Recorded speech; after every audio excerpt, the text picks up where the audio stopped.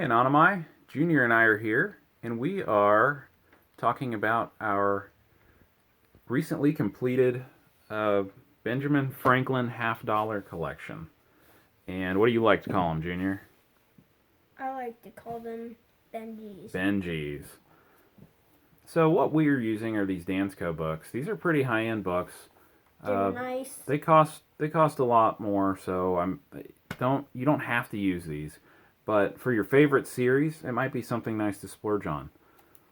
We recently completed it, so we thought, hey, let's talk about our experience collecting these Benjamin Franklin half dollars. What I do like about this Dansko book is that over time, if you have any hideous ones, which we do, we've got some ugly ones in here, you can slide the plastic bit out right here and pop a new one out, and it doesn't wear the book out like it would in a cardboard folder. So, something that's interesting about this series, and one of the reasons why I would recommend it for a beginner collector, would be that there's only 35 coins. In silver weight, if you were able to kind of find all of these at junk silver prices, we're only talking about a couple $100 of silver. So you could do this in a short period of time and have a feeling of accomplishment. This series ran right after the Walking Liberty half dollars, and it began in 1948. The first 3 years or so of the Benjamin Franklin series are more scarce. They minted somewhere between 3 million for the 1948s, and then by 1950 they started to spool up to about $8 million or 8 million pieces. Later on in the series are the more common ones that you'll find in a lot of the junk silver pots if you go to coin shows or your local coin dealer. And in these cases, they've made 12 million, 20 million, 35 million.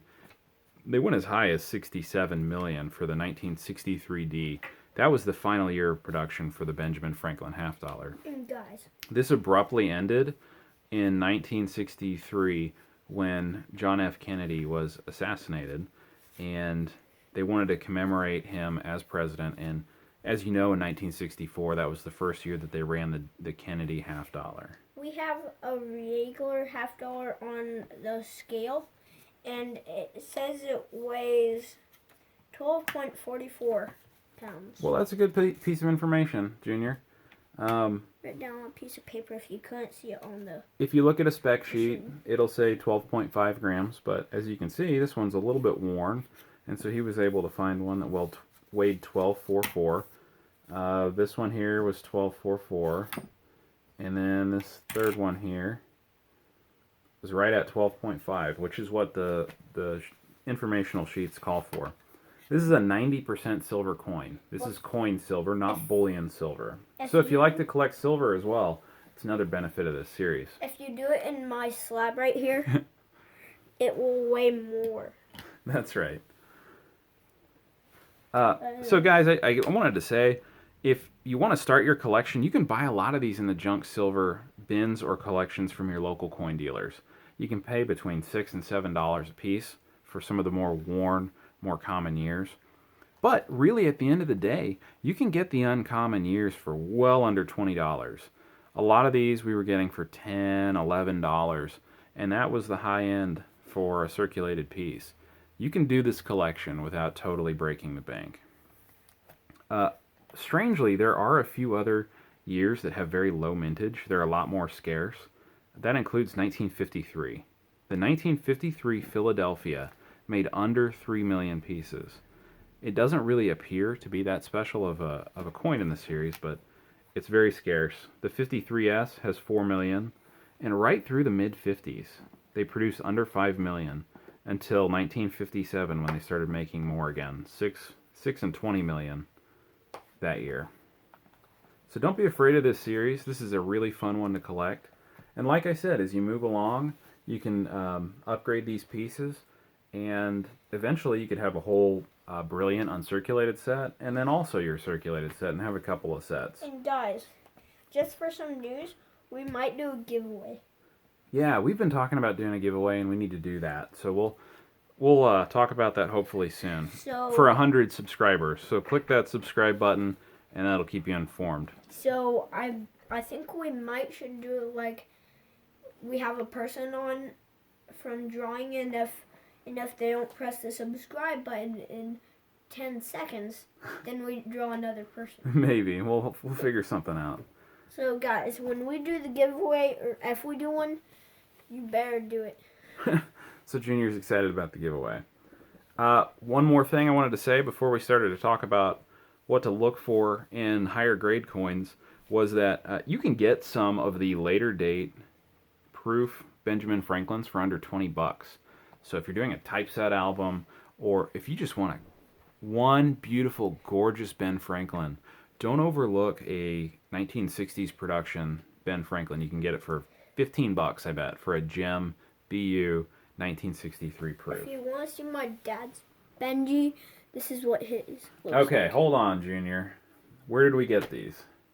Our grandpa's. Grandpa bought a whole stack of beautiful 1948 Philadelphia Benjamin Franklins. I think a dealer must have sent in a whole roll. Hold on, Junior. I think a dealer must have sent in a whole roll of 48s that he had in BU condition, hoping for a couple of high grades to make money on the roll. And he had a whole stack of these 1948 MS63 FBL designation.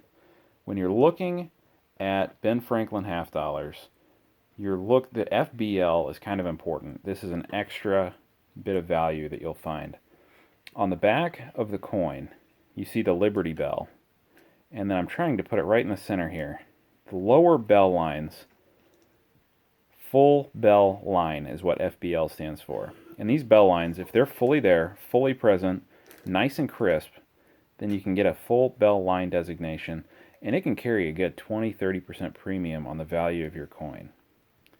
In this case, you can see it's a 1948, and what's interesting is the first several years of the Franklin series have the most crisp, most likely to have full bell line. Once they get into the later years, you're talking about the 1960s, the bell lines disappear. As you collect worn, circulated pieces, let me find a cleaner one, you'll notice that that's one of the first things to go as these circulate. There's a little bit of the bell line trace remaining right here, but otherwise, it's pretty well torched. This is probably in fine condition, so it doesn't take long and you lose those bell lines. So that's what you're looking for. If you want to collect slabbed versions, that could be a fun way to do it as well. But once you get up into the MS64 5 range, you're starting to talk about some money. But you can buy a few pretty ones like this for not as much. Anything else you wanted to add, Junior? Nope. Get started on your Ben Franklin collection. I think the popularity is going up. Every time I shop these things, the asking prices and the selling prices are higher than what these red books and blue books are saying. I think this is a desirable series. Even if coin collecting goes out of fad one day and there's not a collector premium, you'll still have a lot of silver on hand. With not much of a premium on the purchase prices right now, you can hardly go wrong with these things. Guys, I actually do. Okay, what's up? If you're for a Chiefs and you like Patrick Mahomes, go to a coin show and try to find one of those coins. Junior wants to know if you can find any NFL themed, especially Kansas City Chiefs themed coins. If you find one, let him know. But for now, we're going to sign out. And tell us what it looks like. Tell us what it looks like. And what it's made out of. Yep. So, we'll see you guys next time. Happy hunting. Click that like button. Help us boost our ratings on YouTube. Subscribe. Share our stuff. We love new subscribers. Hang with us, guys. Start that Benji collection. Now, if there's someone that I know that doesn't know our channel, tell them to watch it. Yeah, tell your friends. Okay, guys, happy hunting. See you next time.